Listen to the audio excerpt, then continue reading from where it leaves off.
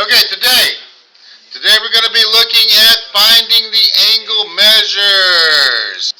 So in the past, the last times we've looked at these things, we have gone through and used our trig functions to find missing sides. We can also use our trig functions to find our missing angles. Okay? So in inverse trig functions, that will give us our reference angles. So the angles that are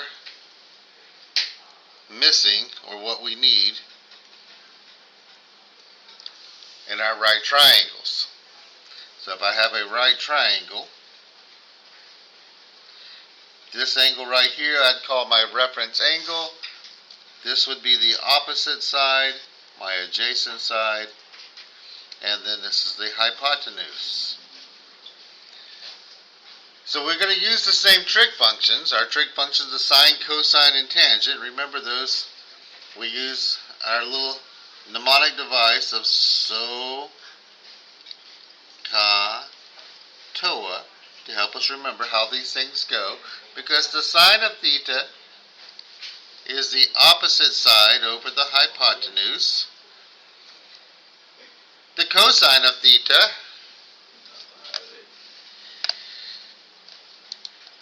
that is the adjacent side over the hypotenuse. And then the tangent is the opposite side over the adjacent side. So, ka, toa.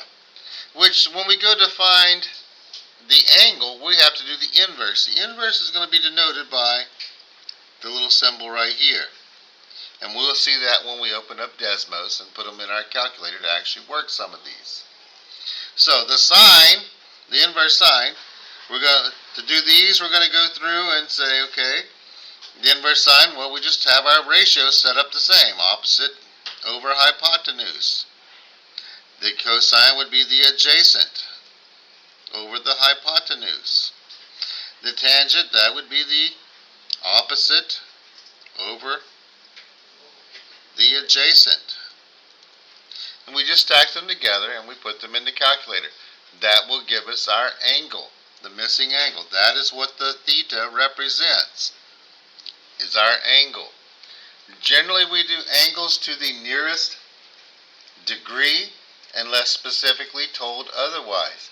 Sometimes it's going to ask us to round it to the 10th, 100th, whatever it tells you to do. That's where you're going to plug it in. Most of the time, if it doesn't say, just round it to the nearest degree. So let's look at some examples here of what we got to do. Now the first thing we need to do, we have our calculator right here. We have to make sure that it is set up into degree mode. Well, I generally use the Desmos calculator because it's handy. It goes with me everywhere as long as I have the internet. So if I go to desmos.com and say click on Open Graphing Calculator, here's my calculator. I'm going to click on the gear up here in the corner and go down to the bottom and make sure I don't need radians, I need degrees. Radians are used in specific applications, but we're working in degrees for everything. All of our triangles are in degrees. So I have to make sure my calculator is set properly first. Once I have that set, then I can go through and actually work the problems. Now this first one right here, my reference angle is right here. I have the adjacent side and my hypotenuse. Adjacent and hypotenuse, so looking up here at the top, that would be the cosine, because cosine is adjacent and hypotenuse. So I'm going to say the cosine of theta is 18 over 23. But I don't need the cosine of theta. I got to find out what the actual theta is, my angle. What is my angle? So to find my angle, I am technically going through and doing the inverse of both sides, just like when we solve equations. Whatever you do to one side of your equation, you do the same thing to the other side. So to find theta, theta will be equal to the inverse cosine of 18 over 23. So whatever you do to the left side of the equation, you got to do the same to the right. Because inverse cosine and cosine together, they eliminate each other. They make one, leaving theta by itself. So I know my angle is equal to this. Now that I have that, I can go plug it in the calculator. So I go and grab my Desmos calculator here, and I'm going to plug in right here functions. Notice there's two sets. The top set is my regular sine, cosine, and tangent, but I need the inverse. My inverse cosine, what am I taking the inverse cosine of? Well, it was 18 over 23. My angle is 38.499950, all that stuff there. Remember, I told you, unless you're told specifically, this one says to round it to the nearest hundredth on our instructions. So the nearest hundredth, that would be the second place, so it would be 38.50. So I'm going to put it right here, 38.50. Because they gave us here, it was 38.499. This 9 here makes it round up, and which then makes that 9 round up again. You put the 0 at the end to let people know you rounded, and our units are in degrees. When we're finding angles, we're finding degrees. So the first thing you need to do is label.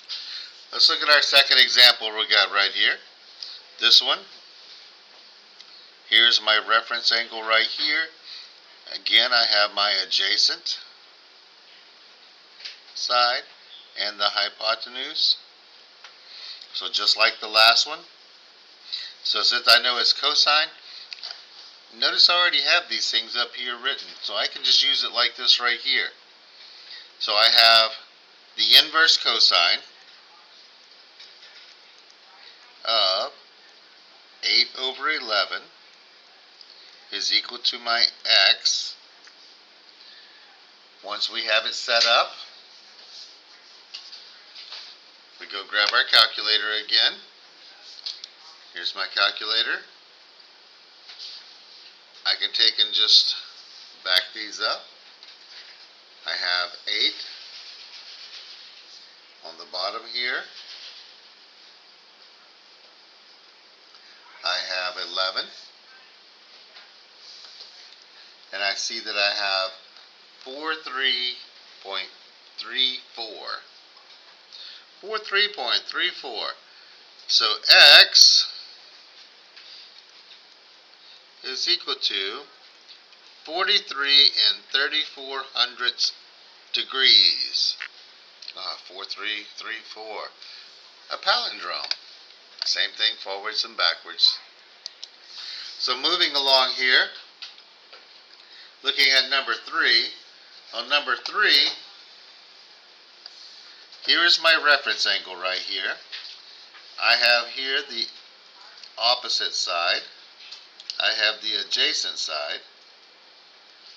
Opposite and adjacent, that's the TOA portion. The tangent is the opposite over adjacent. Okay. Remembering that up top here, inverse tangent, that's all I have to do with it. So the inverse tangent is 20 over the 37. That'll tell me what my x equals. Get what my x equals, I'm going to go now and find where did I put the Desmos calculator. Oh, here he is. So give me a new clean one right here. Click on functions. Inverse tangent. I have 20 divided by 37.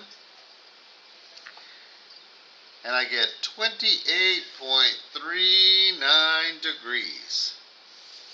So x is equal to 28.39 degrees.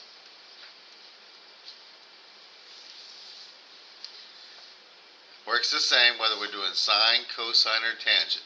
Set them up, put them in your calculator. Pay attention to which sides are the opposite, which sides are the adjacent. How do I know these are opposite and adjacent? My reference angle is here. The adjacent side is the leg attached to the angle. Because my hypotenuse, this piece right here, is the one that doesn't touch the right angle.